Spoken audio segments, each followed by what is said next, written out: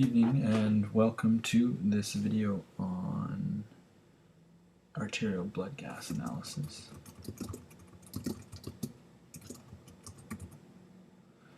Where we're going to be going over basic principles of how to figure out what a primary acid-base disorder is from an ABG.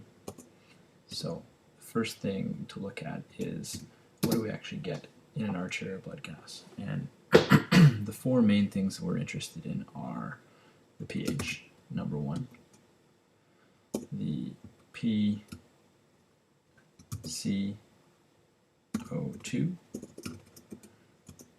the PO2, and the bicarb, HCO3. And before we get into actually analyzing these values, let's remind ourselves of a little physiology. So, in terms of regulating the pH of the blood, there are two main organ systems that we're dealing with. We're dealing with the respiratory system, and we're dealing with the renal system, or the kidneys, specifically. And so, the parameter of the blood gas that the respiratory system deals with is the PCO2, whereas the parameter that the renal system, the kidneys, deal with is the HCO3. And they're expected to compensate for each other. So, for example, PCO2 or CO2 is an acid, so if the pH were to decrease or become more acidic, the blood were to become more acidic, we would expect the respiratory system to compensate for that by breathing more and blowing off a bunch of CO2 to reduce the level of acid so that the pH normalizes. Vice versa, if the pH were elevated or the blood were alkalemic, then we would expect the patient to hypoventilate or breathe less, driving the pH up, compensating for the alkalemia. With respect to the bicarb, we would expect in the setting of a low pH or an acidemia, we would expect the bicarb to actually go up because bicarb is a base, compensate for the acidemia. In an alkalemia, we would expect the bicarb to go down in an effort to compensate, reduce the amount of base present. But in terms of the timing of this compensation, we need to be aware that these systems will compensate at different times. So the respiratory system is very fast compensation. So almost right away after you get an acid-base disturbance, you will see a respiratory compensation if that's the compensation that's needed.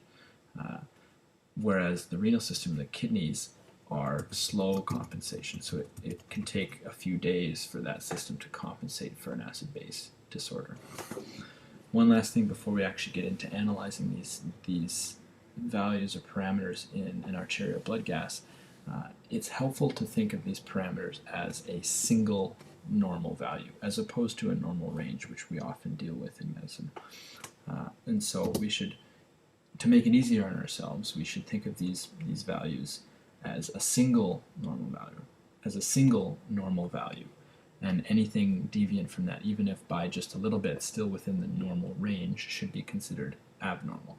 So for pH, we like to think of it as 7.40. PCO2 equals 40. PO2 is a little less specific, but it should be around 100. And bicarb, 24. You can kind of add in a fifth parameter here, which we'll get to in a subsequent video, but the anion gap is also important, and its normal value should be 12. Now let's get into actually analyzing these blood gases. We've got a number of questions that we want to ask ourselves. The first one being, what is the emia? Essentially asking the question, is the blood more acidic, i.e. is the pH of the blood less than 7.4, or is the blood basic, i.e. is the pH higher than 7.4? And those two situations would be referred to as acidemia or alkalemia. So, important questions to ask: alkalemia versus acidemia. And for this, we're just looking at the pH from the arterial blood gas. So, for example, pH is equal to 7.33. This is an acidemia. Another example, pH is equal to 7.64. That's really, really high, but that's an alkalemia. Pretty straightforward. The second question we want to ask ourselves is, what is the osis? This one's a little trickier because now we're taking our answer from question 1, and we're also adding in the PCO2 and the HCO3. The basic strategy here is looking at our result from number 1, so what our emia is, and figuring out whether it's the CO2, whether it's a change in the CO2 or the change in the bicarbonate that's driving our result from number 1. And at this point, I guess I should also mention that yes, we have the respiratory system and the renal system. The renal system is also referred to as the metabolic system, if you will, and that will become apparent why that's important in a second. So, for example, if we had a pH of, say from before, 7.33 with an HCO3 equal to 18 and a PCO2 equal to 34, then what is our, let's go through the steps. What is our emia? Our emia is an acidemia. And what is our osis? So our bicarb is low, and when bicarb is low, we expect an acidic process to be going on because example here. So let's say we've got a pH equal to, say from the first question, 7.33. So this is equal to an acidemia. We've also got a PCO2 equal to 40 and an HCO3 equal to 18. So I think it's quite clear from this example that our PCO2 is normal, so we wouldn't expect that to give us an acidemia. But our HCO3 is 18, it's less than the 24, which we said was our normal value. So we would expect a low HCO3 to be in line with an acidic process or an acidemia. In this setting, the name for this acid base, the primary acid base disorder, is a metabolic acidosis. Let's say I were to change things around a little bit and we were to go PCO2, same pH, PCO2 of 60 with an HCO3 of 24. So this is exactly the opposite situation where our bicarb is normal, so we wouldn't expect that to be causing an acidic process. But our PCO2 is quite high, and we know that CO2 is an acid, so we would expect that to be causing our acidic process, resulting in this low pH. So this is what's called a respiratory acidosis, because the respiratory system, or the PCO2, is driving the acidic pH. And it can also go the other way. Let's assume our bicarb is still normal, but in this situation our PCO2 is 20, or half of what normal should be, and our pH is 7.53, which, as we know from question number 1, that's called an alkalemia. So in this setting, we know we have an alkalemia, but we don't know what the driver is. Our bicarb is normal, so we wouldn't expect a normal bicarb to cause a basic process, but we see that our PCO2 is quite low. We're lacking the CO2, which is an acid, that could cause this high pH, or in this setting, a respiratory alkalosis. And again, for for alkalosis, the opposite is also true. Let's say our pH is the same, 7.53, we have an alkalemia. PCO2 is normal, but our bicarb this time is 30. So we know that the bicarb, because the PCO2 is normal, the high bicarb is what's driving our basic process. This is a metabolic alkalosis. What can be tricky is when both values have changed and you don't have a normal value to rely on. So let's go back to the start and say we've got 7.33 pH, which we know is an acidemia. Let's say our PCO2 is 32 and our bicarb is 18.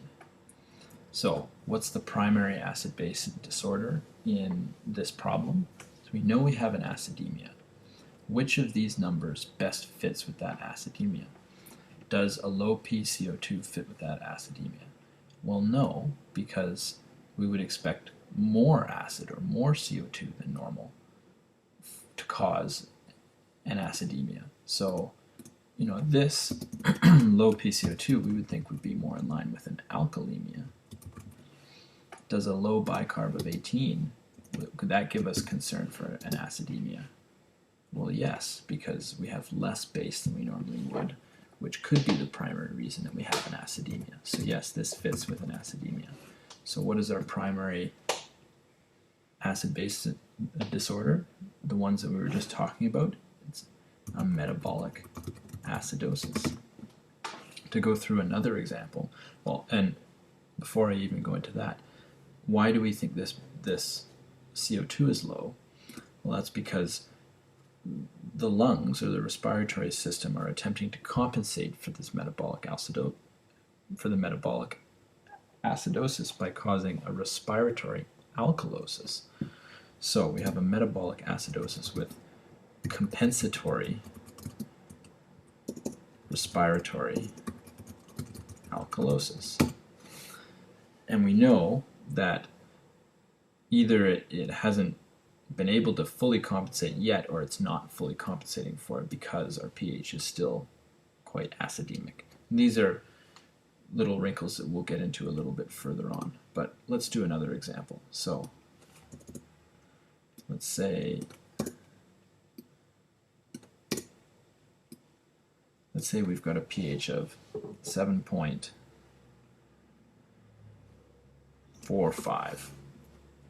Our PCO2 is 28 and our HCO3 is, let's call it